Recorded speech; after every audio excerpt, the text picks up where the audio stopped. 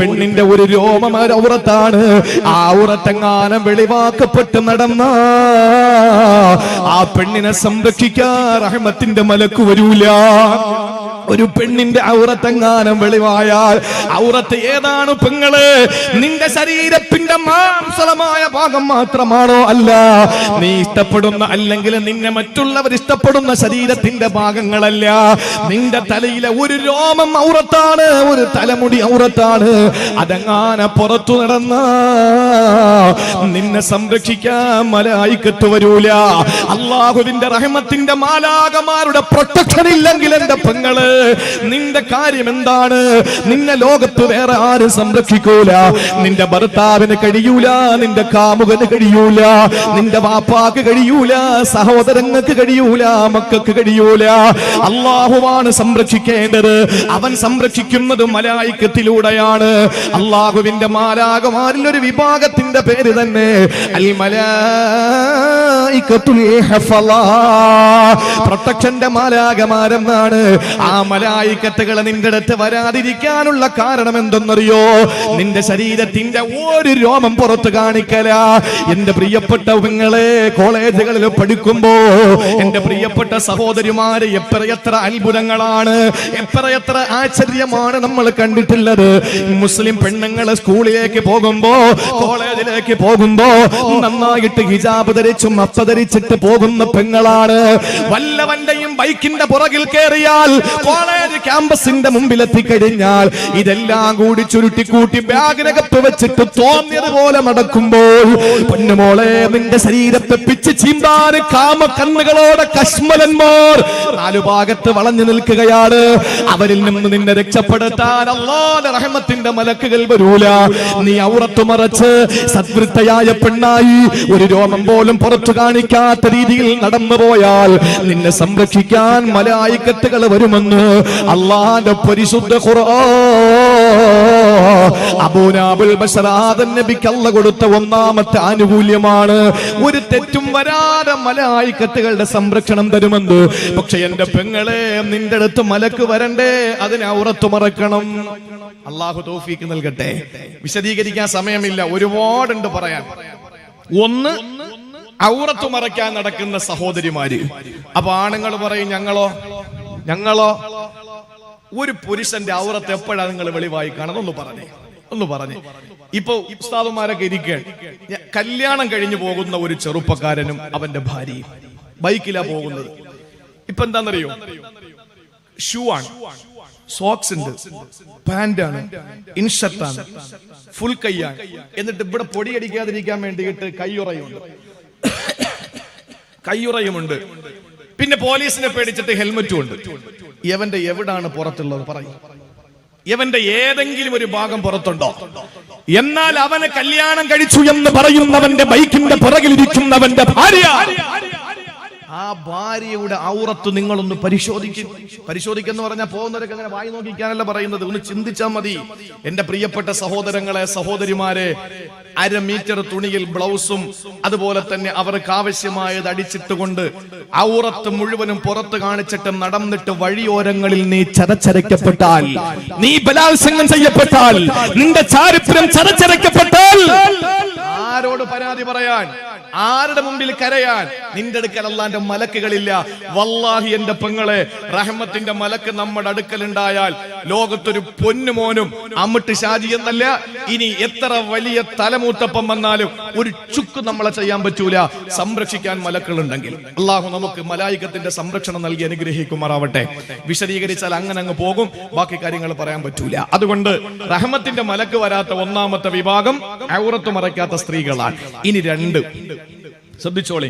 രണ്ടാമതായി, ആദരവായ പ്രവാചകൻ ഒരു ദിവസം പ്രസംഗിച്ചു കൊണ്ടിരിക്കുകയാണ്. ആദരവായ പ്രവാചകൻ നബി മുഹമ്മദ് മുസ്തഫ പ്രസംഗിച്ചു കൊണ്ടിരിക്കുമ്പോൾ മദീനത്തുൻ നബവിയുടെ പള്ളിക്കകത്ത് പ്രസംഗിച്ചു കൊണ്ടിരിക്കുന്ന പ്രവാചകനെ പെട്ടെന്ന് എഴുന്നേറ്റ് നിന്ന് ചോദിക്കുകയാണ്, ലാ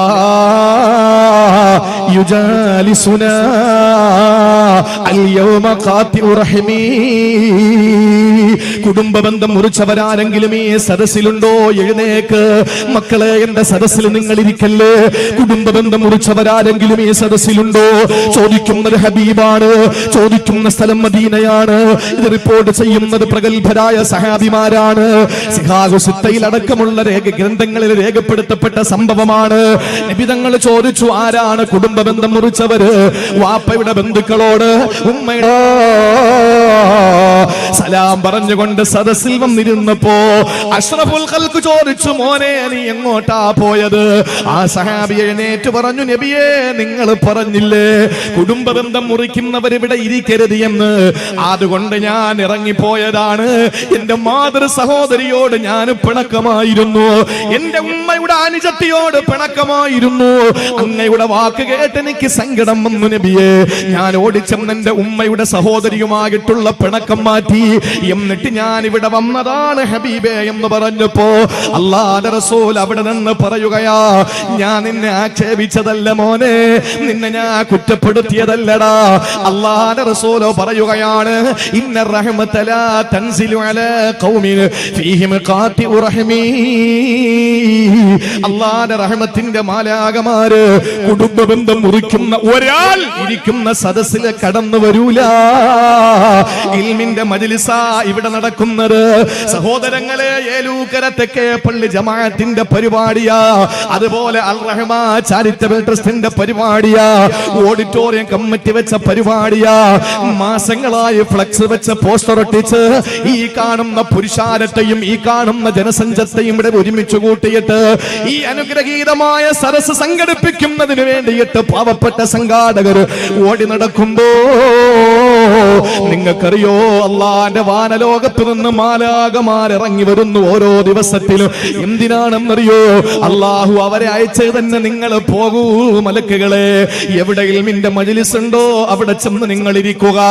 അങ്ങനെ അവർ അന്വേഷിച്ച് നടന്നു വരുമ്പോൾ ഇൽമിന്റെ മജ്ലിസ് ഒരു സ്ഥലത്ത് നടക്കുകയാ. കുറച്ചുപേര് അവിടെ കയറിയിരിക്കുന്നു, വീണ്ടും ബാക്കിയുള്ളവരും നടന്നു പോകുന്നു. അങ്ങനെ വന്നപ്പോഴാണ് ഈ ഓഡിറ്റോറിയത്തിന്റെ കാൽഭാഗം പോലും എത്തപ്പെടാത്ത ഈ കാണുന്ന ചുമരുകളുടെ ഈ കാണുന്ന ഫില്ലറുകളുടെ നടുത്തളത്തിൽ നമ്മൾ ഇരിക്കുന്നത് മലക്കുകൾ കണ്ടത്. അവര് നേരെ വന്ന് നമ്മുടെ ഈ സദസ്സിൽ ഇരിക്കുമെന്ന് നമ്മെ പഠിപ്പിച്ചത് ഹബീബായ നബി തങ്ങളല്ലേ. പക്ഷെ അവരിങ്ങനെ വരുന്ന സമയത്ത് ഞാനോ ഈ സംഘാടകരോ എന്റെ പുറകിലിരിക്കുന്നവരോ മുന്നിലിരിക്കുന്ന ആണുങ്ങളോ ഇടത്തും വലത്തും ഇരിക്കുന്ന സ്ത്രീകളിലോ ഒരാൾ മതി കുടുംബ ബന്ധം മുറിച്ചിട്ടാണ് ഈ സദസ്സിൽ ഇരിക്കുന്നതെങ്കിൽ വല്ലാഹി ലാ തൻസിലു അലാ ഖൗമിൻ ഫീഹിം ഖാതിഉ റഹീമി. കുടുംബ ബന്ധം മുറിച്ച ഒരാളുള്ള സദസ്സിൽ പോലും അല്ലാഹുവിന്റെ റഹ്മത്തിന്റെ മാലാകമാര് വരൂല. പ്രിയപ്പെട്ട സഹോദരിമാരെ, നിങ്ങൾക്ക് ഉറപ്പുണ്ടോ?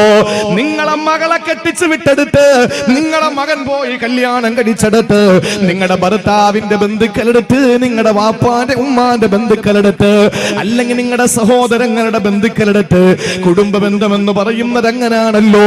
ഏതെങ്കിലും ഒരാളോട് നിങ്ങൾ പിണങ്ങിയിരിക്കുന്നുണ്ടോ? അവര് സാമൂഹ്യ ദ്രോഹികളാ, അവര് സമൂഹ ദ്രോഹികളാ. കാരണം ഈ സരസിൽ റഹ്മത്തിന്റെ മലക്കടക്കൂലെന്ന് അല്ലാഹുവിന്റെ ഹബീബേ നബി മുഹമ്മദ് മുസ്തഫ. അതുകൊണ്ട് പ്രിയപ്പെട്ട സഹോദരങ്ങളെ, കുടുംബ ബന്ധം മുറിക്കുന്നവന്റെ അടുക്കൽ എങ്ങനെയാണ് സംരക്ഷിക്കാൻ മലക്ക് വരിക? അതുകൊണ്ടല്ലേ കുടുംബ ബന്ധം മുറിച്ചവന് തെറ്റിലേക്ക് പോകുന്നത്. ഭാര്യയുമായി പിണങ്ങിക്കഴിയുന്നവര്, അതുപോലെ കുടുംബക്കാരുമായി പിണങ്ങിക്കഴിയുന്നവര്, ചോദിക്കാനും പറയാനും ആരുമില്ലല്ലോ. അവരിങ്ങനെ തിന്മകളിലേക്ക് പോകുന്നു, കള്ളു കുടിക്കുന്നു. ഇതെല്ലാം നടക്കുന്നത് എന്തുകൊണ്ടാണ്? സംരക്ഷിക്കാൻ റഹ്മത്തിന്റെ മലക്കുകളില്ലെന്ന് ആരംഭ പോവായ നബി മുഹമ്മദ് മുസ്തഫ. ഇനിയും പറയണോ? രണ്ടെണ്ണമായില്ലേ? നമുക്ക് തൽക്കാലം ഈ ഭാഗം നിർത്താം. ഇനിയും ഒരുപാട് പറയാനുണ്ട് പ്രിയപ്പെട്ടവരെ. റഹ്മത്തിന്റെ മലക്കുകൾ അടുക്കാത്ത വിഭാഗങ്ങൾ. അള്ളാഹുവിന്റെ റസൂല് പറഞ്ഞൊരു മനുഷ്യന്റെ വായിൽ നിന്ന് കളവിന്റെ വാചകം വന്നാൽ എന്റെ സഹോദരിമാരൊക്കെ തയ്യാറായിരിക്കുകയാണ്.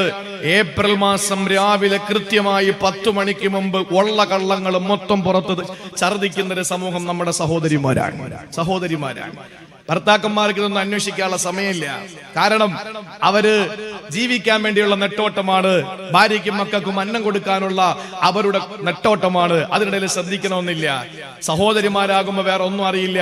അടുക്കളയിൽ കലണ്ടർ ഉണ്ട്, ഓരോന്നും പാല് വാങ്ങുന്ന കൃത്യമായ അളവനുസരിച്ച് കണക്കനുസരിച്ച് റൗണ്ട് ചെയ്ത് വരുമ്പോ ഏപ്രിൽ 1 ഇന്നാണ് പറ്റിയ അവസരം. ആദ്യം ഭർത്താവിനെ തന്നെ വിളിച്ചിട്ട് പറയുന്നു, അപ്പുറത്തെ കാക്ക തൂങ്ങിക്കുക. ഇയാളെല്ലാം കളഞ്ഞിട്ട് ഓടി വരും. വരും പറയും, ഏപ്രിൽ മാസം അല്ലേ മനുഷ്യ. അപ്പൊ ഈ സഹോദരിക്ക് 10 മണിക്ക് വരെ അനുവാദം കൊടുത്തു എന്ന് അവര് സമ്മതിക്കുന്ന ഒരു വ്യക്തമായ ഒരു കാഴ്ചപ്പാട്. എന്റെ പ്രിയപ്പെട്ട സഹോദരിമാരെ, റഹ്മത്തിന്റെ മലക്കുകൾ 1 മൈൽ മാറി നിൽക്കുമെന്ന് നബി മുഹമ്മദ് മുസ്തഫ. നിങ്ങൾ ഉഷാറാവണം, നിങ്ങൾ സ്വലാത്ത് ചൊല്ലിക്കോളി, പൈസ ഒന്നും നിങ്ങൾ തരണ്ട. എന്റെ പ്രിയപ്പെട്ടവരെ, ഒരു കള്ളം ഒരാളുടെ വായിൽ നിന്ന് വീണാൽ, ഇപ്പൊ ഞാനൊരു കള്ളം ഇവിടെ വെച്ച് പറഞ്ഞാൽ എന്റെ അടുത്ത് സംരക്ഷിക്കാൻ വേണ്ടി അള്ളാഹു നിയോഗിച്ച മലക്ക് 1 മൈൽ മാറി നിൽക്കുമെന്ന് ഹബീബായ നബി മുഹമ്മദ് മുസ്തഫ. 1 മൈൽ എന്ന് പറഞ്ഞാൽ എത്ര കിലോമീറ്ററാ? പ്രായമുള്ളവർക്ക് അറിയാം. 1 മൈൽ എന്ന് പറഞ്ഞാൽ 1.5 കിലോമീറ്റർ അല്ലേ? അല്ലേ? അല്ലെങ്കിൽ പറയും, എനിക്കറിയില്ല, ഞാൻ പഠിച്ച അങ്ങനെയാണ്. ആണല്ലോ. 1 മൈൽ എന്ന് പറഞ്ഞാൽ 1.5 കിലോമീറ്റർ. അപ്പൊ ഇവിടെ നിന്ന് ഏകദേശം എവിടം വരെ ഉണ്ടാവും? എവിടം വരെ ഉണ്ടാവും സാർ?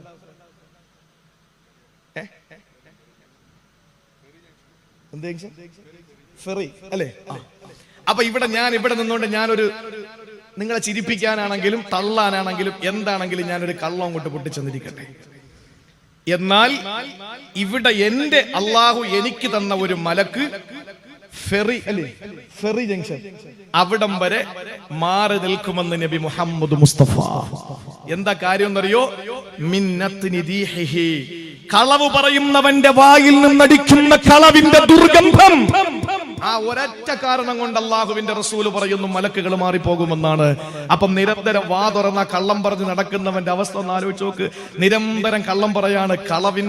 കളവിന്റെ ഒരു ഘോഷയാത്ര തന്നെ ദിവസം പറയുന്നവർക്ക് എങ്ങനെയാണ് റഹ്മത്തിന്റെ മലക്ക് സംരക്ഷിക്കാനുള്ളത്? ഇങ്ങനെ പറഞ്ഞു പോയാൽ ഒരുപാടങ്ങ് പറയേണ്ടി വരും പ്രിയപ്പെട്ട സഹോദരങ്ങളെ. അതുകൊണ്ട് അള്ളാഹുവിന്റെ റഹ്മത്തിന്റെ മലക്കുകൾ സന്ദർശനം നടത്തുന്ന വീടുകളായി നമ്മുടെ വീടുകൾ മാറണം. അള്ളാഹു തൗഫീക്ക് നൽകി അനുഗ്രഹിക്കുമാറാവട്ടെ. കൂട്ടത്തിൽ ഞാൻ ഒന്നുകൂടെ പറയാം, ഇവിടെ 3 ഉസ്താദുമാരുടെ ഫോട്ടോ വെച്ചിട്ടുണ്ട്, പുറകിൽ വേറൊരു ഉസ്താദിന്റെയും കുറച്ച് ആളുകളുടെ ഫോട്ടോയും വെച്ചിട്ടുണ്ട്. ഞാൻ ആവർത്തിച്ചു പറയാണ്, അതിൽ നമ്മുടെ ഫോട്ടോ വെച്ചത് കൊണ്ട് മതത്തെ വളച്ചൊടിക്കാൻ ഞാനില്ല. ഞാൻ പറയുകയാണ്, ഫോട്ടോ ഉള്ള വീട്ടിൽ, ഫോട്ടോ ഉള്ള ഒരു പ്രദേശത്ത് ഒരിക്കലും റഹ്മത്തിന്റെ മലക്കുകൾ അടുക്കൂല. ഫ്ലക്സുകളൊക്കെ ഞാൻ നമ്മളെ തന്നെ കുറ്റപ്പെടുത്തിയ ഒരു കാര്യം പറഞ്ഞോട്ടെ. ഇപ്പൊ ഫ്ലക്സ് അടിക്കുന്ന പൈസ കൊടുത്തിട്ട് ഫോട്ടോ ഒക്കെ വെച്ചിട്ട് ഫ്ലക്സ് നന്നായിട്ട് ഏറ്റവും നല്ല ഫോട്ടോ നോക്കും. യൂട്യൂബിലും അതുപോലെ നമ്മുടെ നെറ്റിലൊക്കെ ഏറ്റവും നല്ല ഫോട്ടോ നോക്കും. കാരണം ഫോട്ടോ കണ്ടിട്ടാണ് ആളുകൾ പ്രസംഗത്തിന് വരുന്നതെന്നാണ് ചിലരുടെ ധാരണ. ഇവിടെ അങ്ങനെയൊന്നുമില്ല, നിങ്ങൾക്ക് അങ്ങനെയൊന്നുമില്ല. കാരണം നമ്മളൊക്കെ ഒരുപാട് പരിചയമുള്ളവരാ. ചില സ്ഥലങ്ങളിൽ അങ്ങനെയാണ്. അപ്പൊ ചിലര് ഫോട്ടോ കണ്ടിട്ട് പറയും, ഉസ്താദേ ആ ഫോട്ടോ ഒരു ലുക്കില്ല, ഒരു കാഞ്ഞ ലുക്കാ, അതുകൊണ്ട് നല്ലൊരു ഫോട്ടോ അയക്കി എന്ന് പറയുന്ന സംഘാടകരുണ്ട്. ഇവിടെ ഗമ വരട്ടെ എന്ന് പറഞ്ഞിട്ട് ഇങ്ങനെയൊക്കെ വാങ്ങി അടിക്കുന്നത്. പരിപാടി കഴിഞ്ഞാൽ പിന്നെ ഇവിടെ പരിപാടി എന്താണെന്നറിയാമോ? ഈ ഫ്ലക്സ്. ഞാനൊരു വയലിന് പോയൊരു പാവപ്പെട്ട ഒരു നാട്ടിലാ. അപ്പോ ഞാൻ പറഞ്ഞു, എനിക്കൊന്ന് യൂറിൻ പാസ് ചെയ്യണം പ്രസംഗത്തിന് പോകുന്നതിന് മുമ്പ്. അങ്ങനെ ഞാൻ അവിടുത്തെ ബാത്റൂമിൽ പോയി. ബാത്റൂമിൽ പോകുമ്പോൾ ഉണ്ട്, ഞാൻ ഉസ്താദിന്റെ പേരൊന്നും പറയൂല, കേരളത്തിലെ പ്രഗത്ഭനായ ഒരു ഉസ്താദിന്റെ ഫോട്ടോ ആണ്. ആ ഫ്ലക്സ് ആണ് ബാത്റൂമിന്റെ ഡോർ ഇട്ടിരിക്കുന്നത്. ബാത്റൂമിന്റെ ഡോർ ഇട്ടിരിക്കുന്നത് ആ ഫ്ലക്സിലാണ്. അപ്പൊ നിങ്ങളെ നാക്കി ആ ഫ്ലക്സ് ആണ് കൊണ്ടുവന്ന് ഡോർ ഇട്ടിരിക്കുന്നത്. എന്റെ പ്രിയപ്പെട്ടവരെ, ഞാൻ പറയാണ്, റഹ്മത്തിന്റെ മലക്കുകൾ അടുക്കൂല. ഒരു കാരണവശാലും ഇനി പ്രഭാഷകനെന്നല്ല, കേരളം മുഴുവനും ആദരിക്കുന്ന സമസ്ത കേരള ജംഇയ്യത്തുൽ ഉലമയുടെ കർമ്മധീരനായ പ്രസിഡന്റ് സയ്യിദുൽ ഉലമാ ജിഫ്രി മുത്തുക്കോയ തങ്ങളുടെ ഫോട്ടോ വെച്ചാൽ അവിടെ റഹ്മത്തിന്റെ മലക്കെടുക്കുമോ? സമസ്ത കേരള സുന്നി പ്രസ്ഥാനത്തിന്റെ സെക്രട്ടറി കാന്തപുരം എ.പി. അബൂബക്കർ ഉസ്താദിന്റെ ഫോട്ടോ വെച്ചാൽ അവിടെ റഹ്മത്തിന്റെ മലക്കിൽ എടുക്കുമോ? ദക്ഷിണ കേരള ജംഇയ്യത്തുൽ ഉലമയുടെ കർമ്മധീരനായ പ്രസിഡന്റ് ബഹുമാനപ്പെട്ട ചേലക്കുളം അബുൽ ബുസ്റ ഉസ്താദിന്റെ ഫോട്ടോ വെച്ചാൽ അവിടെ റഹ്മത്തിന്റെ മലക്കുകൾ എടുക്കുമോ? സംസ്ഥാന കേരള ജംഇയ്യത്തുൽ ഉലമയുടെ സെക്രട്ടറിയായ നമ്മുടെ വീടിന്റെ മുമ്പിൽ വെച്ചിട്ട് മറന്നു പോകാതിരിക്കാൻ വേണ്ടിയിട്ട് നമ്മൾ വെച്ചാൽ ആ വീട്ടിൽ എങ്ങനെയാണ് പൊന്നു മോളെ റഹ്മത്തിന്റെ മലക്കുകൾ എടുക്കുക? ഇതൊക്കെ തോന്നുന്നുണ്ടോ? ഒരിക്കലുമില്ല പ്രിയപ്പെട്ട സഹോദരങ്ങളെ. അതുകൊണ്ട് ഞാൻ പറയാണ്, എന്റെ പ്രിയപ്പെട്ടവരെ, റഹ്മത്തിന്റെ മലക്കെടുക്കാത്ത കുറെ വിഭാഗങ്ങളുണ്ട്. മറ്റൊരു കാര്യമാണ്, വീട്ടിൽ പട്ടി വളർത്തുന്നുണ്ടെങ്കിൽ, ഞാൻ അത് പറഞ്ഞാൽ വിശാലമായി അങ്ങനെ പറഞ്ഞു പോകും. ഒരു ദിവസം ആയിഷ ബീവി റളിയല്ലാഹു അൻഹ റിപ്പോർട്ട് ചെയ്യുകയാണ്, അള്ളാഹുവിന്റെ റസൂൽ കയ്യിലിരിക്കുന്ന വടി കൊണ്ട് നിലത്ത് ഇങ്ങനെ അടിക്കാൻ ദേഷ്യം വന്നിട്ട് നബിതങ്ങൾ ഇങ്ങനെ അടിക്കാൻ, വീട്ടിനകത്തിരുന്നിട്ട് എന്തോ ഒരു ഹാലും മറിഞ്ഞിട്ട് നബിതങ്ങൾ നിലത്ത് ഇങ്ങനെ വടി കൊണ്ട് അടിക്കാൻ. ആയിഷ ബീവിക്ക് അറിയാം, കാരണം നബിതങ്ങൾക്ക് ദേഷ്യം വരുമ്പോൾ ഈ രണ്ട് പുരികത്തിനിടയിലുള്ള നെറ്റിത്തടത്തിലെ ഒരു ഞരമ്പ് ഇങ്ങനെ ഊതി വീർത്തു വരും. മുഹമ്മദ് മുസ്തഫ സല്ലല്ലാഹു അലൈഹി വസല്ലമ തങ്ങൾക്ക് നമ്മൾ പഠിക്കണം പ്രിയപ്പെട്ടവരെ. നബിതങ്ങളുടെ എല്ലാ രീതിയും പഠിക്കണം. നബിതങ്ങളുടെ ശൈലി മൊത്തം ശമായിലു തുർമുദി പോലുള്ള ഗ്രന്ഥങ്ങളിൽ രേഖപ്പെടുത്തിയിട്ടുണ്ട്. എന്റെ പ്രിയപ്പെട്ട ഉസ്താദുമാര് വനിതാ ക്ലാസുകളിലും അതുപോലെ ജുമഅയ്ക്കുമൊക്കെ, ഇപ്പൊ എല്ലാ ജുമഅയ്ക്കും നമ്മുടെ പൗരത്വവുമായി ബന്ധപ്പെട്ട വിഷയങ്ങളാണ്. ഇപ്പൊ കയറി നിസ്കാരം പറയുന്നവനെ ഓടിച്ചിട്ടെറിയേണ്ട സമയം കഴിഞ്ഞു. കാരണം ഇപ്പൊ ജനങ്ങൾക്ക് പൗരത്വം എന്താണെന്ന് പഠിപ്പിച്ചു കൊടുക്കണം. അതാണ് അത്യാവശ്യം. അഫ്ദലുൽ ഇൽമുൽ ഹാലാണ്. ഇതൊക്കെ കഴിയുമ്പോ എല്ലാവർക്കും ഒന്ന് പറഞ്ഞു കൊടുക്കണം. ഇമാമിങ്ങൾ പറയുന്നുണ്ട്, എന്നെക്കാളും പ്രഗത്ഭരായ ഉസ്താദുമാരാണ്, പ്രഭാഷകരാണ്. എന്റെ പ്രിയപ്പെട്ട സഹോദരങ്ങളെ, നബിതങ്ങളുടെ ശൈലി, രൂപലാവണ്യം നമ്മളൊന്ന് പഠിക്കണ്ടേ.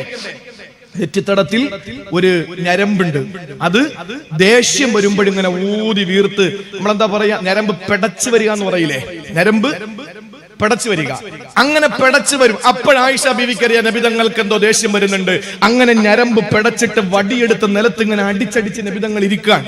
അപ്പൊ ആയിഷ ബീവി പതുക്കെ ചോദിച്ചു, യാ റസൂലല്ലാഹ്, എന്തു പറ്റി, എന്റെ പൊന്നിന് എന്തു പറ്റി, നബിക്ക് എന്തു പറ്റി? ആ സമയത്താണ് ആയിഷ റളിയല്ലാഹു അൻഹയോട് അല്ലാഹുവിന്റെ റസൂല് പറഞ്ഞു, ആയിഷ, ജിബ്രീൽ വരാമെന്ന് പറഞ്ഞ സമയം കഴിഞ്ഞു മോളെ, കാണുന്നില്ലല്ലോ, എന്നോട് പിണങ്ങിയോ, എന്നോട് പിണക്കമാണോ എന്റെ ജിബ്രീലിന്? അല്ലാഹു എന്നോട് പിണങ്ങിയോ?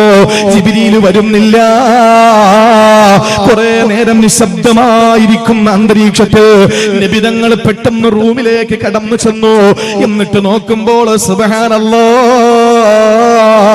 വീടിന്റെ മൂലയ്ക്കത് ഒരു ചെറിയ നായക്കുട്ടി കിടക്കുകയാ, ഒരു ചെറിയ പട്ടിക്കുട്ടി കിടക്കുകയാ. അതിനെ ഹബീബായ നബിതങ്ങൾ എടുത്തിട്ട് നേരെ പുറത്തു കൊണ്ടുവന്നാക്കി. അതിനുശേഷം അതാ റൂഹുൽ അമീനെ മലക്ക് ജിബ്രീൽ അലൈഹിസ്സലാം ഇറങ്ങി വരികയാ. അല്ലാഹുവിന്റെ ഹബീബിന്റെ സമാധാനത്തിന്റെ നിമിഷങ്ങളെ സമ്മാനിക്കുക. ഇവിടെ നോക്കണേ, പട്ടിയുള്ള വീട്ടിൽ റഹ്മത്തിന്റെ മലക്ക് വരൂല. പട്ടികളെ വീട്ടിൽ നിന്ന് ഇറക്കൂ പ്രിയപ്പെട്ടവരെ. ജീവി എന്നതാണ്, ജീവി തന്നെയാണ്. പട്ടിക്ക് വെള്ളം കൊടുക്കണം, പട്ടിക്ക് തീറ്റ കൊടുക്കണം, പട്ടിയെ നമ്മൾ ഉപദ്രവിക്കണ്ട. പക്ഷേ പട്ടിയെ വീട്ടിൽ വളർത്താൻ കൊള്ളില്ലെന്ന് ഞങ്ങളെ പഠിപ്പിച്ച ഞങ്ങളുടെ ഹബീബാണ്. പ്രിയപ്പെട്ട സഹോദരങ്ങളെ, കാര്യം എന്തെന്നറിയോ? റഹ്മത്തിന്റെ മലക്കുകളാ ഭവനത്തിൽ വരൂല. എന്നാൽ പട്ടിയെ കാണുന്നിടത്ത് വെച്ച് എറിഞ്ഞു കൊല്ലണോ? ഇല്ല ഇല്ല. ഒരു വേശ്യാ പെണ്ണല്ലേ, വേശ്യാവൃത്തി കഴിഞ്ഞിട്ട് അഭിസാരികയായ പെണ്ണ്, വേശ്യവൃത്തി ചെയ്യുന്ന പെണ്ണ്, ശരീരം കച്ചവടം ചെയ്യുന്ന പെണ്ണ്, മാംസം കച്ചവടം ചെയ്യുന്ന പെണ്ണ്. ആ പെണ്ണ് 4 കൂലി വാങ്ങിയിട്ട് തന്റെ ശരീരം ചെറുപ്പക്കാർക്ക് കൊടുക്കുന്ന പെണ്ണ്. ആ പെണ്ണതാ അവരുടെ പ്രവൃത്തിയിൽ നിന്ന് മടങ്ങി വരുമ്പോൾ ഒരു നാവ് നീട്ടിയിട്ട് കിണറിന്റെ 4 ഭാഗത്ത് ഇങ്ങനെ നടക്കുകയാണ്. ആ പെണ്ണിന്റെ തോളപ്പ് കിടന്ന തട്ടം വലിച്ചു കീറി കയറാക്കി, അവളുടെ കാലിൽ കിടന്ന ഷൂ വലിച്ചു ഊരിയിട്ട് തൊട്ടിയാക്കി, അതിനെ കിണറിലേക്ക് ഇറക്കിയിട്ട് വെള്ളം കോരി ആ നായയുടെ തൊണ്ടക്കുഴിയൊന്ന് നനച്ചു കൊടുത്തപ്പോ ഓ പെണ്ണ് സ്വർഗത്തിന്റെ ഉന്നതമായ പദവിയിലെത്തിയെന്ന് സ്വർഗത്തിന്റെ താക്കോല് സൂക്ഷിപ്പുകാരാ മുഖ്ബിറേ സാദിഖ് നബി മുഹമ്മദ് മുസ്തഫ. ജീവികളോട് കരുണ കാണിക്കണം. അത് പശുവിനോടും അങ്ങനെ തന്നെ, പശുവിനോടും അങ്ങനെ തന്നെ.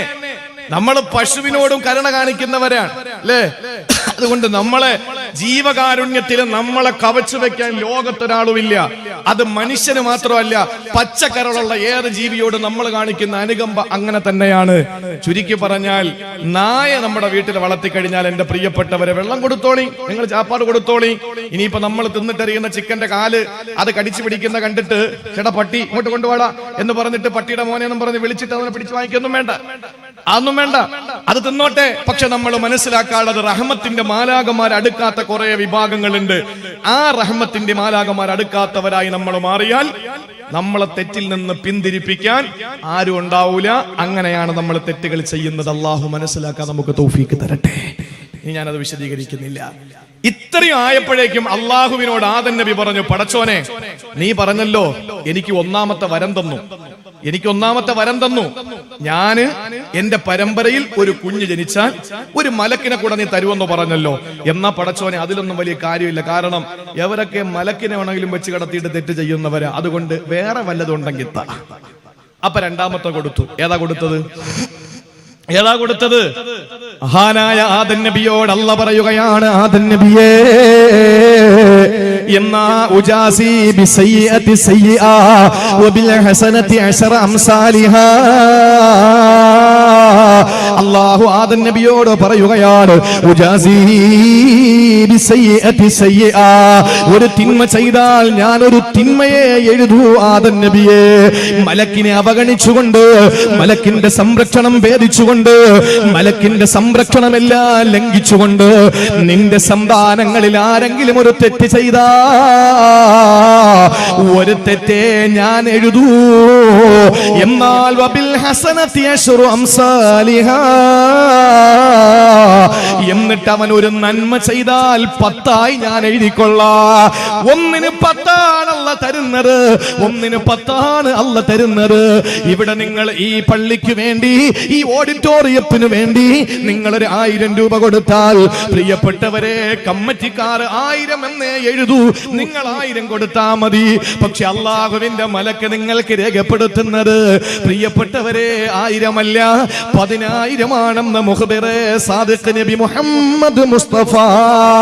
എന്നാ നിങ്ങൾ ഇവിടെ ഇരുന്നൊരു തെറ്റ് ചെയ്തു, ആ തെറ്റിന്റെ പേരിൽ അള്ളാഹു നിങ്ങൾക്ക് ഒന്നിന് 10 എഴുതൂല, അവൻ 1 മാത്രമേ എഴുതൂ എന്ന് അള്ളാഹു ആദം നബിയോട് പറയുമ്പോൾ,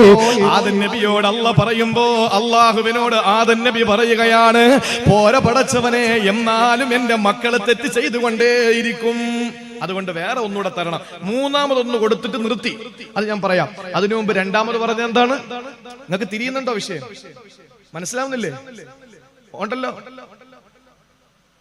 അൽഹംദുലില്ലാ. അള്ളാഹു മനസ്സിലാക്കാനുള്ള തൗഫീഖ് തരട്ടെ. ദ്വയാർത്ഥം ആരും ചിന്തിക്കരുത്. ഈ ലൈവുള്ള പരിപാടികൾ വളരെ ശ്രദ്ധിച്ച് മാത്രമേ പ്രസംഗിക്കാൻ പറ്റൂ. എന്തെങ്കിലും അബദ്ധവശാൽ വീണു പോയാൽ, മനുഷ്യനാണല്ലോ, വാ തുറന്ന് നാക്ക് കൊണ്ട് സംസാരിച്ച് ചുണ്ടുകളുടെ പുറത്തേക്ക് ശബ്ദം വന്ന് തിരിച്ചു പിടിക്കാൻ പറ്റൂല. അതങ്ങ് പോയത് തന്നെ. അങ്ങനെ മനുഷ്യ സഹജമായി എന്തെങ്കിലുമൊക്കെ അബദ്ധം സംഭവിച്ചു പോയാൽ അതിന് ലക്ഷങ്ങളുടെ പാരിതോഷികമാണ് വില. അതിന് ലക്ഷങ്ങൾ കൊടുക്കേണ്ടി വരും. ഇടയ്ക്കൊരു സംഭവം ഉണ്ടായി. ആ സംഭവത്തില് ഞാനൊന്ന് പ്രതികരിച്ചു. ഞാൻ ആ സംഭവം ഇപ്പൊ പറയുന്നില്ല. ഒരു പ്രതികരണം, എല്ലാവരും പ്രതികരിച്ചു, ഞാനും പ്രതികരിച്ചു. ആ പ്രതികരണം യൂട്യൂബിലും ഫേസ്ബുക്കിലും വാട്സപ്പുകളിലും വൈറലായി. ആ വൈറലായപ്പോൾ അത് സത്യാവസ്ഥ അല്ല എന്ന് പറഞ്ഞിട്ട് പത്രമാധ്യമങ്ങളിൽ വെണ്ടയ്ക്ക് നിരത്തിയ സംഭവമാണ് നമ്മൾ പറഞ്ഞത്. അത് പറയുമ്പോൾ അതങ്ങനെ അല്ല എന്ന് പറഞ്ഞിട്ട് അതിന്റെ കഥാപുരുഷൻ എന്നെ ഫോൺ ചെയ്തു. ഞാനത് മാന്യമായ നിലയിൽ അക്സെപ്റ്റ് ചെയ്തു. ഞാൻ പറഞ്ഞു, ഇൻഷാ അല്ലാഹ് ഞാൻ തിരുത്താം, പത്രങ്ങളിൽ കണ്ടതുകൊണ്ട് നമ്മൾ പറഞ്ഞു പോയതാണ്. പക്ഷെ അദ്ദേഹം കോടതിയെ സമീപിച്ച് നഷ്ടപരിഹാരം, മാനനഷ്ടത്തിന് 10 ലക്ഷം രൂപ കേസ് കൊടുത്തു. 10 ഞാൻ 10 വർഷമായി പ്രസംഗിക്കാൻ ഇറങ്ങിയിട്ട് ഇത്ര നാളെ കിട്ടിയത് കൂട്ടി നോക്കിയാൽ 10 ലക്ഷം കാണൂല. അപ്പൊ 10 ലക്ഷം രൂപ നഷ്ടപരിഹാരം കൊടുത്തു. ഞാൻ എന്റെ വക്കീലിനെ കൊണ്ട് തിരിച്ച് നോട്ടീസ് അയപ്പിച്ചു. എന്റെ പ്രിയപ്പെട്ടവരെ, അതിന് തിരിച്ച് വീണ്ടും നോട്ടീസ് അയച്ചു. അപ്പൊ അങ്ങനെ അയച്ചുകൊണ്ടിരിക്കുകയാണ്. ഇതുവരെ അതിന്റെ ഒന്നും ക്ലിയർ ആയിട്ടില്ല. ഞാൻ പറഞ്ഞു വന്നത്, നമ്മളെ പ്രിയപ്പെട്ട സഹോദരങ്ങളെ, നമ്മൾ പറയുന്നത് ഒരിക്കലും നിങ്ങളെ നന്നാക്കി, നിങ്ങളെന്ന് പറഞ്ഞാൽ ഞാനും അടങ്ങുന്ന നിങ്ങളാണ്. നിങ്ങൾ ആരും കരുതരുത് എല്ലാം തികഞ്ഞ ഞാൻ ഇവിടെ പ്രസംഗിക്കുന്നു ഒന്നുമല്ല. നിങ്ങളെക്കാൾ മോശക്കാരനാണെന്ന് എനിക്കറിയാം. എന്നെ സംബന്ധിച്ച് അത് വാക്കിന്റെ മനോഹാരിതയ്ക്ക് പറയുന്നതൊന്നുമല്ല. നിങ്ങളെക്കാൾ എന്നെപ്പറ്റി എനിക്കറിയാം, എന്നെപ്പറ്റി അള്ളാഹ്ക്കും അറിയാം. എന്റെ പ്രിയപ്പെട്ട സഹോദരങ്ങളെ, നമ്മൾ ഏതെങ്കിലും ഒരു വിഷയത്തിൽ അകപ്പെട്ടു പോയാൽ, പ്രത്യേകിച്ച് സഹോദരിമാരൊക്കെ നമ്മളോടുള്ള വൈരാഗ്യവും വാശിയും കാണണം. റമളാനില് പാളയത്ത്, തിരുവനന്തപുരം പാളയത്ത് ഒരു ബേക്കറിയിൽ മുസ്ലിം പെൺകുട്ടികൾ പച്ചക്ക് രാഗികെട്ടിയവന്മാരുമായിട്ട്, RSSന്റെ പ്രവർത്തകരുമായിട്ട് ഈ മുസ്ലിം സഹോദരിമാര് പട്ടാപ്പകൽ റമളാൻ ഷരീഫിന്റെ മുബാറക്കായ പകലിൽ ഒരു ഗ്ലാസ്സിലെ ജ്യൂസിൽ 2 സ്ട്രോ ഇട്ടെങ്കിലും കൂടി. ഇത് ഒറ്റ സ്ട്രോയിൽ അങ്ങോട്ടും ഇങ്ങോട്ടും വലിച്ചു കുടിക്കുകയാണ്. ഇത് കണ്ടിട്ട് പ്രതികരിക്കാതിരിക്കാൻ നമുക്ക് കഴിയില്ലല്ലോ. നമ്മളൊക്കെ പ്രതികരിച്ചു. അതിനുശേഷം ഇതൊക്കെ അങ്ങോട്ട് എല്ലാ പെണ്ണുങ്ങളുടെ കയ്യിലൊക്കെ കിട്ടുമല്ലോ. ഇപ്പൊ എല്ലാവർക്കും അവരെക്കാൾ പൊക്കവും അവരെക്കാൾ വണ്ണമുള്ള മൊബൈലാണല്ലോ ഉള്ളത്. എല്ലാവരുടെ കയ്യിലും ഇപ്പൊ അങ്ങനത്തെ മൊബൈലായിരിക്കുന്നത്. അപ്പൊ ആ മൊബൈലിലൊക്കെ പ്രസംഗം എവിടെന്നെങ്കിലൊക്കെ കറങ്ങി തിരിഞ്ഞ് അവിടെ എത്തും. അങ്ങനെ കിട്ടിയതിന് ശേഷം പ്രഭാഷകന്മാരെ കാണുമ്പോൾ സഹോദരിമാർക്ക് കൂടുതൽ ആവേശവും വാശിയും വീറുവാണ്. നിങ്ങൾ പ്രസംഗിക്കടാ, ചെന്ന് പറഞ്ഞോടാ, നീ കണ്ടോടാ എന്ന് പറഞ്ഞിട്ടുള്ള വാശിയാണ്. ഞങ്ങളോട് വാശി കാണിക്കേണ്ട പ്രിയപ്പെട്ട സഹോദരിമാരെ, നിങ്ങളൊന്നും മോശക്കാരെന്നല്ല ഈ പറയുന്നത്. എല്ലാത്തിനും ഒരു പരിധി വെച്ചാൽ നമുക്ക് കൊള്ളാം. അള്ളാഹുവിന്റെ പരീക്ഷണം 2 പ്രളയത്തിലൂടെ വന്നു. നമ്മൾ പഠിച്ചില്ലല്ലോ. വീണ്ടും അള്ളാഹു പാർലമെന്റിൽ 2 പ്രളയം തന്നു. എന്നിട്ട് നമ്മൾ പഠിക്കാതിരുന്നാൽ ഇനിയും എന്റെ പ്രിയപ്പെട്ട സഹോദരങ്ങളെ വലുത് വരാനിരിക്കുകയാണ്. പടച്ചു നമ്മളെ കാത്തുരക്ഷിക്കട്ടെ. അതുകൊണ്ട് ഞാൻ പറയാണ്, എന്റെ പ്രിയപ്പെട്ട സഹോദരങ്ങളെ, ഒരു നന്മ നമ്മൾ ചെയ്താൽ അള്ളാഹു 10 നന്മകളായി അള്ളാഹു നമുക്ക് എഴുതിത്തരും. ഇത്രയും കരുണാമയനായ അള്ളാഹുവല്ലേ, അവന് സ്നേഹസമ്പന്നനല്ലേ? ഇല്ലെങ്കിൽ എങ്ങനെയാണ് ബാക്കിയുള്ള പ്രവാചകന്മാരും അനുയായികളും ഒക്കെ സിറാത്ത് വാലത്തിന്റെ അവിടെ കയ്യിൽ സ്വർഗത്തിന്റെ പാസം പിടിച്ച് നിൽക്കുമ്പോ ഏറ്റവും ഒടുവിൽ വന്ന ആദം നബിയും ഈസാ നബിയും നൂഹ് നബിയും ഇബ്രാഹിം നബിയും ലൂത്ത് നബിയും ഷുഐബ് നബിയും മൂസാ നബിയും സക്കരിയ നബിയും ദുൽകിഫ്ൽ നബിയും അൽസഅ നബിയും യൂസുഫ് നബിയും യാക്കൂബ് നബിയും അതുപോലെ ദാവൂദ് നബിയും സുലൈമാൻ നബിയും അവരുടെ അനുയായികളൊക്കെ സ്വർഗത്തിന്റെ പാസം വാങ്ങിച്ചുകൊണ്ട് ഇങ്ങനെ നിൽക്കുക, വിയർത്തിട്ട് ഒലിക്കുകയാണ്. അപ്പോഴണ്ടാ നമ്മള് ശരം വിട്ട മാതിരി നമ്മൾ കയറി പോവാ സ്വർഗത്തിലേക്ക്. അവസാനം വന്ന നമ്മളാ VIP കളല്ലേ. എയർപോർട്ടിൽ പോയി നോക്ക്, നമ്മൾ ചെന്നാൽ നമ്മൾ ആദ്യം ബോർഡിംഗ് പാസ് തരും. ബോർഡിംഗ് പാസ് കഴിഞ്ഞാൽ എമിഗ്രേഷനിൽ പോകണം, അടിമുടി ഒന്ന് നോക്കും. പിന്നെ അതിനുശേഷം നമ്മളെ സ്കാൻ ചെയ്യും. എന്തൊക്കെയാ നമ്മൾ ഒളിപ്പിച്ചു വെച്ചിരിക്കുന്നത്? തൊപ്പിയെടുക്ക്, മുടി അഴിക്ക്, അതുപോലെ തന്നെ പേന എടുക്ക്, അതുപോലെ ചെരുപ്പഴിക്ക്, എല്ലാം നോക്കും നമ്മളെ. അങ്ങനെയൊക്കെ നോക്കിയിട്ട് അവസാനം ക്ലിയറായി, ഓക്കെ ഇനി ഒരു കുഴപ്പമില്ല എന്ന് പറഞ്ഞിട്ട് നമ്മളെ അകത്ത് കയറ്റും. 1.5 മണിക്കൂർ ലോഞ്ചിലിരിക്കണം. അത് കഴിഞ്ഞ് ഫ്ലൈറ്റിന്റെ ടൈം ആകുമ്പോൾ 10 മുതൽ 20 വരെ കയറിക്കോന്ന് പറയും. അങ്ങനെ കയറി നമ്മൾ അവിടെ ഇരിക്കും. അപ്പോഴും എന്റെ സഹോദരങ്ങളെ, ഫ്ലൈറ്റ് കൃത്യ ടൈമിൽ ഉയരുന്നില്ല. എന്താണ് സംഭവം? ഒരു VIP വരാനുണ്ട്. അങ്ങനെ VIP നോക്കുമ്പോ ഇയാൾ ഓടി വരുന്നു. ഉദ്യോഗസ്ഥർ പുറകെ ഓടുകയാ. സാറേ ഇങ്ങോട്ട് തരും, ഞങ്ങൾ അങ്ങോട്ട് അടിച്ചു തരാമെന്ന് പറഞ്ഞു കൂടെ അടിച്ചു പിറകെ ഓടുക. അങ്ങനെ അടിച്ച് നേരെ കൊണ്ടുവരുന്നു. പെട്ടെന്ന് തന്നെ ഒരു ചെറിയ പരിശോധന നടത്തുന്നു. അവര് വന്ന് നേരെ VIP ബിസിനസ് ക്ലാസ്സിൽ വന്ന് അങ്ങോട്ട് ഇരിക്കുന്നു. സീറ്റ് ബെൽറ്റ് ഇടുന്നു. ഫ്ലൈറ്റ് അപ്പോഴേ പോകുന്നു. ഇത് മുഖ്യമന്ത്രിയാകാം, രാഷ്ട്രപതിയാകാം, ഗവർണറാകാം, MP-മാര് ആരും ആകാം. എന്നാൽ ഇതുപോലെയല്ലേ നാളെ ഉമ്മത്ത് മുഹമ്മദ്? ഇതുപോലെയല്ലേ ഈസാ നബിയുടെയും നൂഹ് നബിയുടെയും സന്താനങ്ങൾ, അവരുടെ അനുയായികൾ നാളെ പരലോകത്ത് നോക്കി നിൽക്കുമ്പോൾ ഏറ്റവും ഒടുവിൽ വന്ന നമ്മൾ 10-60 വർഷം ഇവിടെ ജീവിച്ച് പെട്ടെന്ന് നമ്മൾ മരിച്ചങ്ങ് പോവാ. നമ്മൾ നേരെ അങ്ങോട്ട് സ്വർഗത്തിൽ പോയതിന് ശേഷം മാത്രമേ എല്ലാ അനുയായികളും സ്വർഗത്തിലേക്ക് വരൂ. അത്രയും വലിയ ഭാഗ്യം അള്ളാഹു തന്നില്ലേ? അതെന്തുകൊണ്ടാണ്? എടാ, 1-ന് 10 അല്ല തരുന്നത് കൊണ്ടാണ്. 1 വെച്ചാ 10 അടി മോനെ. ഇത് ലോട്ടറി അല്ല, ഇത് ഉത്സവപ്പറമ്പിൽ മറ്റേ കളിക്കുന്ന കാര്യമല്ല. 1 വെച്ചാ 10 അടിക്കാണ്. ഇത്രയും വലിയ ആനുകൂല്യം അല്ലാഹു തന്നു. അതേസമയം തെറ്റാണെങ്കിലോ അതിന് 1 തന്നെ അല്ലാഹു രേഖപ്പെടുത്തുന്നു. എന്റെ പ്രിയപ്പെട്ട സഹോദരങ്ങളെ, അതും ആദം നബി അംഗീകരിച്ചില്ല. ആദം നബി പറഞ്ഞു, കാര്യം അതൊക്കെ ഞങ്ങൾക്ക് വേണം, പക്ഷേ അതില് മാത്രം ഞാൻ ഒതുങ്ങൂല അല്ലാ, എനിക്ക് ഒന്നുകൂടി തരണേ പടച്ചവനെ എന്ന് ചോദിക്കുമ്പോൾ സഹോദരങ്ങളെ, 3-മതായിട്ടൊന്നുകൂടെ കൊടുക്കുകയാണ്. ഇതിനിടയിൽ ഞാൻ ഒരു ചെറിയ കാര്യം കൂടി ഞാനൊന്ന് പറഞ്ഞോട്ടെ. ഒരു തെറ്റ് നമ്മൾ ചെയ്താൽ 1 അല്ല എഴുതുന്നു, ഒരു നന്മ ചെയ്താ 10 എഴുതുന്നു. പക്ഷേ 10 എഴുതുന്നത് ഉടനെ എഴുതുന്നു. അതേസമയം ഒരു തിന്മ നമ്മൾ ചെയ്താൽ അത് 1 എഴുതൂ. പക്ഷെ എഴുതുന്നത് എപ്പോഴെന്നറിയോ? ഉടനെ എഴുതൂല, ഉടനെ എഴുതൂല. ഇത്രയും കാരുണ്യമുള്ള നമ്മുടെ അള്ളയല്ലേ, ഇത്രയും സ്നേഹമുള്ള നമ്മുടെ പടച്ചോനല്ലേ, ആ പടച്ചവന് വേണ്ടി മരിക്കാൻ നമുക്ക് എന്തിനാണ് ഭയം? എന്റെ പ്രിയപ്പെട്ടവര്, ആ അള്ളാഹു പറയുന്നത് പറ്റൂല എന്ന് പറയാൻ നമുക്ക് എങ്ങനെ കഴിയുന്നു?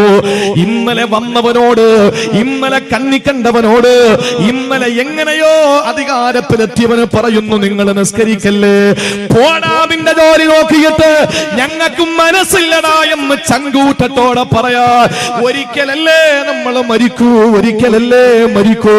വിശ്വാസിക്കും ധീരനും രണ്ട് മരണമില്ല, ഒരേ ഒരു പ്രാവശ്യമേ മരിക്കൂ. ആ മരണം അന്തസ്സോടെ ദീനിനു വേണ്ടിയാകണ്ടേ, അന്തസ്സോടെ ദീനിനു വേണ്ടിയാകണ്ടേ. ശരീരത്തിന്റെ ചുട്ടുപൊള്ളുന്ന മണലാരുണ്യത്തിൽ വിവസ്ത്രയായി മലത്തിക്കിടത്തിയിട്ട് കരിങ്കല്ല് വാരി നെഞ്ചത്ത് വെച്ച് അവരുടെ രഹസ്യാവയവത്തിലൂടെ ഇരുമ്പ് ബന്ധു കുത്തിക്കയറ്റി രക്തസാക്ഷിത്വത്തെ പുഞ്ചിരിയോടെ സ്വീകരിച്ച ആസിയാ ബീവിയുടെ മക്കളല്ലേ. ശരീരപ്പ് ചുടുമണം ഒളിച്ചിറങ്ങുമ്പോ ചാട്ടവാറിന്റെ അടികൊണ്ട് ശരീരം പെടഞ്ഞ് പെടഞ്ഞ് പെടഞ്ഞ് പെടഞ്ഞ് പൊട്ടി ഒലിക്കുമ്പോൾ ആടിന്റെ തോലുരിക്കുന്നത് പോലെ, ഏതെങ്കിലും ഒരു മൃഗത്തിന്റെ തോലുരിയുന്നത് പോലെ അടിച്ചടിച്ചടിച്ചടിച്ചടിച്ച് അവസാനം ശരീരത്തിൽ നിന്ന് തോലുരിഞ്ഞു വരുമ്പോൾ ശരീരത്തിനുള്ള മുഴുവൻ ഈർപ്പവും വറ്റിയിട്ട് ചോര ചാലിട്ടൊഴുകുമ്പോൾ ഒരു തുള്ളി വെള്ളം വേണം, നിങ്ങൾ അടിച്ചോ എനിക്ക് പ്രശ്നമല്ല, ഒരു തുള്ളി വെള്ളം നിങ്ങൾ തന്നൂടെ എന്ന് ചോദിച്ചപ്പോൾ ഉമയ്യത്തിന്റെ കിങ്കരന്മാര് കാർക്കിച്ച് മുഖത്തു തുപ്പിക്കൊടുത്തു. മുഖത്തു വന്നു വീണ തുപ്പുനീരിനെ നാവ് കൊണ്ട് ഒപ്പിയെടുത്തു. എന്നിട്ട് തൊണ്ട നനച്ചി ലോകപ്പ് നിന്ന് വിട പറഞ്ഞു പോകുമെന്ന ഘട്ടം വരെയോ തല്ലിച്ചതയ്ക്കുമ്പോഴും അഹദ് അഹദ് അഹദ് എന്ന് വിളിച്ചു പറഞ്ഞ സയ്യിദുനാ മുഅദ്ദിനു ബിലാൽ റളിയല്ലാഹു അൻഹു, ആ ബിലാൽ തങ്ങളുടെ പരമ്പരയല്ലേ.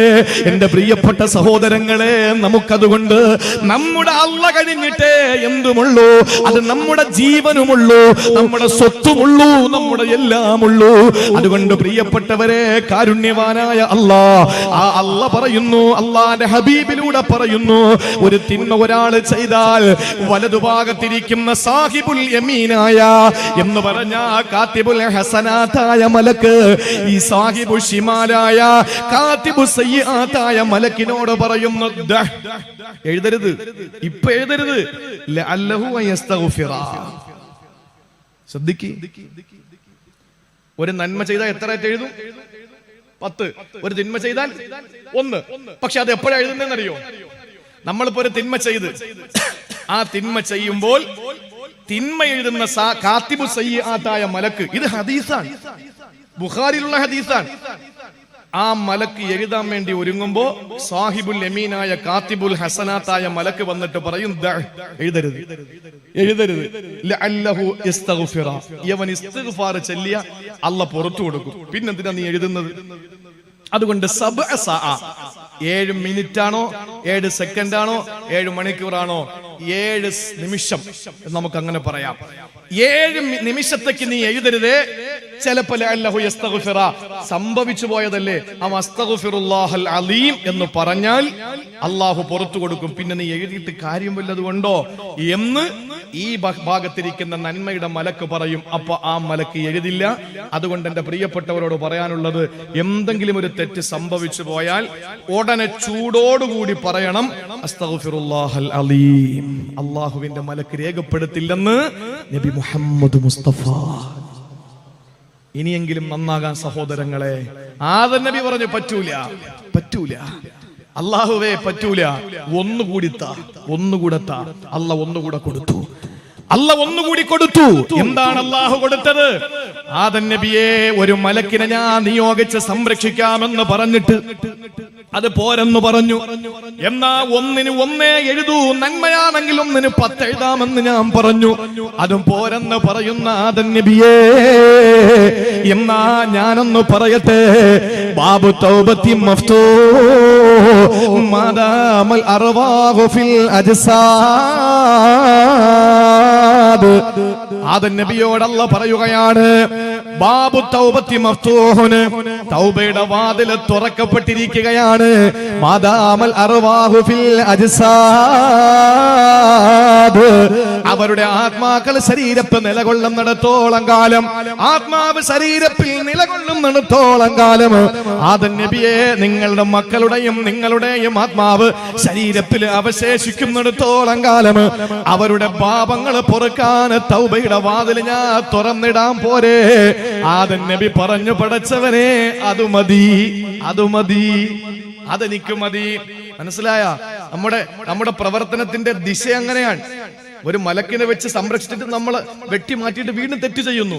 അപ്പോഴും 1 നമുക്ക് എഴുതൂ, അപ്പോഴും നമുക്ക് പോരാന്ന് നമ്മുടെ വാപ്പ പറഞ്ഞപ്പോൾ മക്കൾക്ക് വേണ്ടി വാപ്പ ചോദിച്ചു വാങ്ങിയ മൂന്നാമത്തെ വരമാണ്, ഇനിയും നിങ്ങൾ തെറ്റ് ചെയ്തു പോയാൽ തൗബ ചെയ്തോളി, അല്ല മാപ്പ് തരും, അല്ല മാപ്പ് തരും, അല്ല മാപ്പ് തരും. കൂമ്പാരമായി നീ തെറ്റുകൾ ചെയ്തെങ്കിലും നീട്ടുന്ന കൈ തട്ടാത്ത റബ്ബാ പിന്നെയും. ഏത് തെറ്റ് ചെയ്താലും പടച്ചവന്റെ മുന്നിലോട്ടൊന്ന് കരം നീട്ടുവോ? നമ്മുടെ വീട്ടിൽ വന്ന് ഒരാള് ചോദിച്ചു എന്തെങ്കിലും തരണേ, 10 രൂപ കൊടുത്തു. പിറ്റേ ദിവസം വീണ്ടും വന്നിട്ട് ചോദിച്ചു എന്തെങ്കിലും തരണേ, 5 രൂപ കൊടുത്തു. വീണ്ടും വന്ന് 3ന്റെ അന്ന് ചോദിച്ചു 2 രൂപ കൊടുത്തു. 4ാം ദിവസം വന്നപ്പോ നമ്മൾ ചോദിക്കുന്നു വേറെ ജോലിയൊന്നുമില്ലേ? 5ാം ദിവസം വരുമ്പോൾ കഥക് തുറക്കൂല. 6ാം ദിവസം വരുമ്പോ കിട്ടിയത് കമ്പെടുത്ത് അടിച്ചോടിക്കും നമ്മൾ. എന്നാൽ മനുഷ്യനെ പോലെയല്ല അല്ലാ. സഹോദരങ്ങളെ, പടച്ച തമ്പുരാന്റെ അടുത്ത് ചോദിച്ചാ സ്നേഹം കൂടുന്നു, വീണ്ടും ചോദിച്ചാ സ്നേഹം കൂടുന്നു. ചോദിക്കും തോറും അല്ലാഹ് നമ്മളോട് സ്നേഹമല്ലേ? അല്ലാഹു നമ്മളെ ഇഷ്ടപ്പെടൂലേ? അതുകൊണ്ട് ഏത് തെറ്റ് ജീവിതത്തിൽ സംഭവിച്ചു പോയാലും മുസ്ലിം ചെറുപ്പക്കാരാ, ഇന്നലെ വരെ സംഭവിച്ചത് പോട്ടെ പൊന്നുമോനെ, അല്ലാഹുവിനോട് പൊട്ടിക്കരഞ്ഞ് കണ്ണുനീരൊലിപ്പിച്ച് ചോദിച്ചോ. അല്ലാഹു നിന്റെ ആത്മാവ് ശരീരത്തിൽ നിൽക്കുന്നിടത്തോളം നിനക്ക് പുറത്തു തരും. അല്ലാഹു തൗബയുടെ വാതിലടയ്ക്കൂല. മരിക്കാൻ നേരത്ത് നീ ചോദിച്ചിട്ടല്ല രക്ഷപ്പെടുത്തൂല. എടാ, മരിക്കാൻ നേരത്ത് ഫിർഔനും പറഞ്ഞു ഞാൻ മൂസാ നബിയെ കൊണ്ട് വിശ്വസിക്കാമെന്ന്. ആമന്നാ ബിറബ്ബി മൂസ എന്ന് മരണാസന്നനായപ്പോ ഈ ഫിർഔനെ വിളിച്ചു പറഞ്ഞപ്പോ ജിബ്രീൽ ചെളിവാരിയിട്ട് വായിൽ കുത്തി നിറച്ചിട്ട് പറഞ്ഞു മിണ്ടി പോകരുതെടാ ശൈത്താനെ. ചെങ്കടലിൽ നിന്നും മണ്ണ് വാരിയിട്ട് വാ തുറന്ന ഫിർഔന്റെ വായിൽ കുത്തിയിറക്കി വെച്ചിട്ട് പറഞ്ഞു ഇന്നലെ വരെ നീ ദൈവമാണെന്ന് പറഞ്ഞില്ലേ, ഇന്നലെ വരെ നീ ആണ് അല്ലാഹു എന്ന് പറഞ്ഞില്ലേ, അതുകൊണ്ട് അത് നീ പറഞ്ഞാ മതി, അല്ലാഹയെ വിളിക്കണ്ട. ചരിത്രത്തിലെ കാണാ, തഫ്സീർ റാസിയിലും ഇബ്നു കസീറിലും സാബിയിലും ഖാസിലൊക്കെ കാണാ, നമ്രൂദും ഇബ്രാഹിം നബിയെ കൊണ്ട് വിശ്വസിക്കാൻ തീരുമാനമെടുത്തെന്ന്.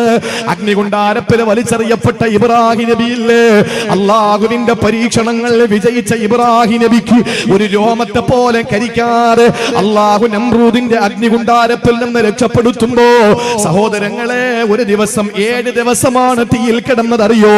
ഈ 7 ദിവസമാണ് അഗ്നികുണ്ഡാരത്തിൽ കിടന്നത്. ഒരു രോമം പോലും കരിഞ്ഞില്ലല്ലോ. ആ സമയത്ത് നമ്രൂദ് വന്നിട്ട് ഇബ്രാഹിം മരിച്ചോ എന്നറിയാൻ തലപൊക്കി നോക്കുമ്പോ ഇത്തടത്ത് 2 ഇബ്രാഹിം ഇരിക്കുകയാ.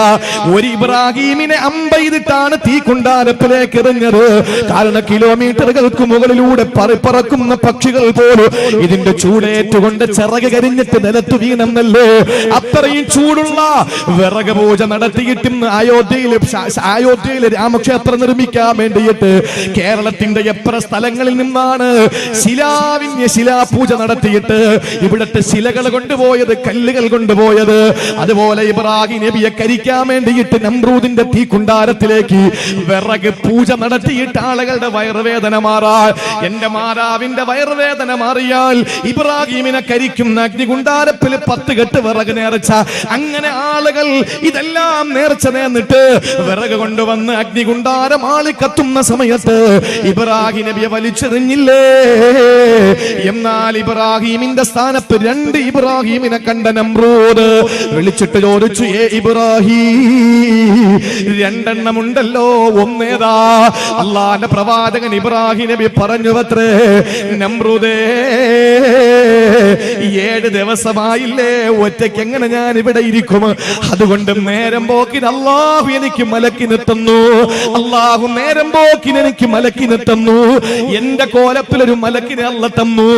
ആ സമയത്ത് നമ്രൂദ് ചോദിച്ചത്രേ, ഞാനും വിശ്വസിക്കട്ടെ?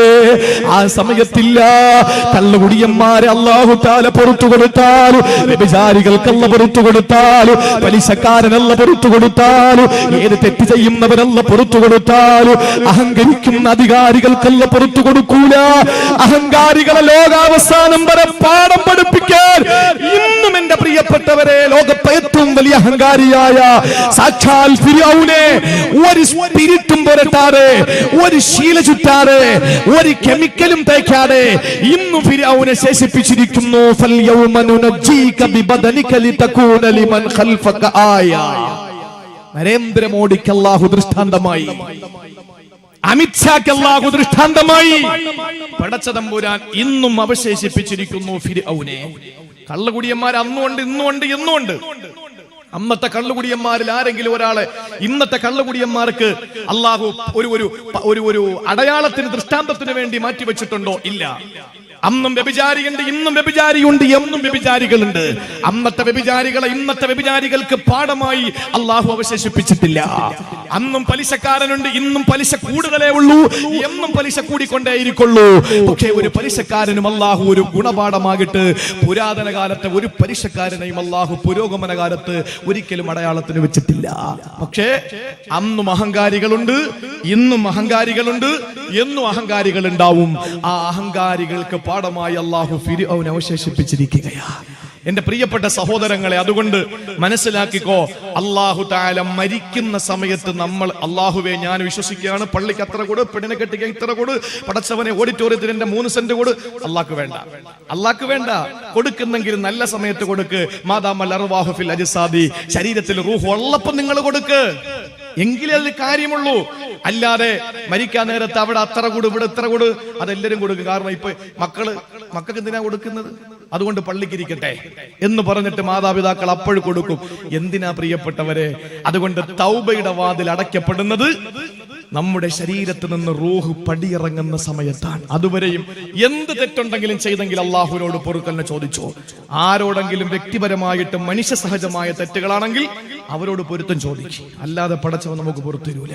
അള്ളാഹു മനസ്സിലാക്കാൻ നമുക്ക് തൗഫീക്ക് നൽകി അനുഗ്രഹിക്കുമാറാവട്ടെ.